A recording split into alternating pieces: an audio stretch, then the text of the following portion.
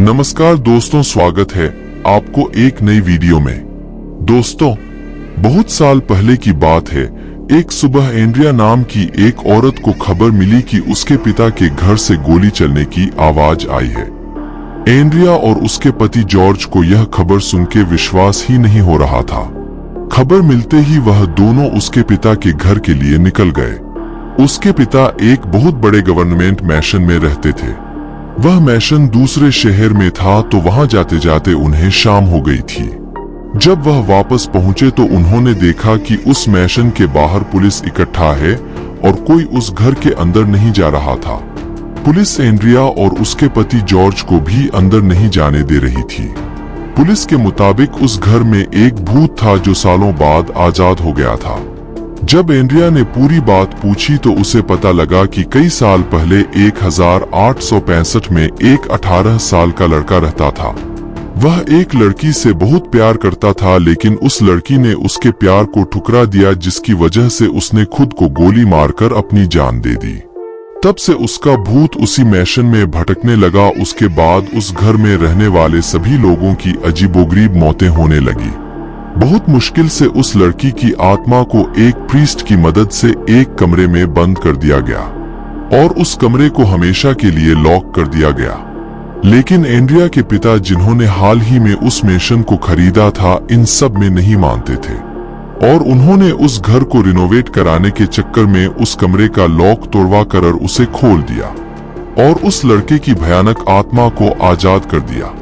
Police कहने लगी कि उस लड़के की आत्मा ने ही शायद एंड्रिया के पिता को मार दिया था और अब अगर कोई भी उस घर के अंदर जाएगा तो उस लड़के की आत्मा उसको भी मार डालेगी।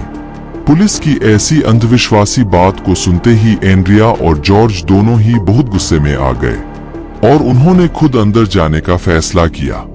वह घर के अंदर गए, पर अपने पिता के कमरे में पहुंचते ही एंड्रिया फूट फूट कर रोने लगी, क्योंकि उसने वहां जमीन पर अपने पिता की लाश पड़ी देखी, जिनके सर पर एक गोली का निशान था।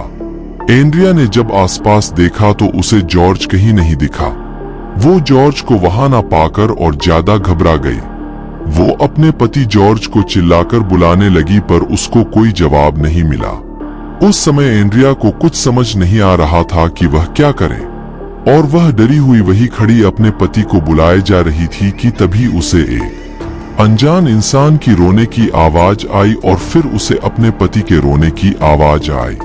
एंड्रिया भागकर अपने पति की आवाज के पीछे जा ही रही थी जब उसे फिर से गोली चलने की आवाज आई। एंड्रिया भागकर उस कमरे में पहुंची, पर वहां पहुंचकर उसके होश उठ गए। वहां पर उसे जॉर्ज की लाश मिली, जिसके सर पर भी गोली के निशान थे और उसकी लाश के पास वही बंदूक पड़ी थी जो कुछ देर पहले उसके पिता के कमरे में उनकी लाश के पास पाई गई थी। तभी एंड्रिया को ऐसा लगा जैसे उसके कंधे पर किसी ने हाथ रखा। एंड्रिया को कोई पीछे से जकड़ लगा। जब उसने गर्दन मोड़ के देखने की कोशिश की तो वहां उसे एक 18 साल का लड़का दिखा, जिसके सर पर ठीक उसके पिता और पति की तरह एक गोली का निशान था। लेकिन एंड्रिया के उसे देखते ही वह लड़का एंड्रिया की आंखों के सामने हवा में कहीं गायब हो गया।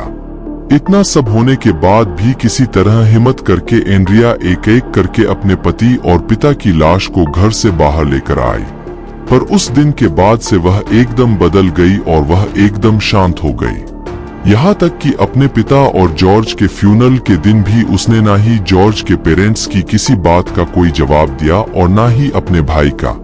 वह सदमे में जा चुकी थी। सब उसके लिए बहुत परेशान थे, पर किसी को भी नहीं पता था कि एंड्रिया खुद कितनी घबराई हुई थी, क्योंकि उसके पिता और पति की मौत के बाद से उसे हर जगह उसी 18 साल के लड़के की आत्मा दिखाई दे रही थी। वह किसी भी वक्त एंड्रिया के शरीर को जकड़ लेता था और उसके कान में एक ही चीज कहता रहता था कि वह उससे बहुत ज्यादा प्यार करने लगा है और अगर वह भी उसका प्यार ठुकरा देगी तो वह उसे भी मार डालेगा।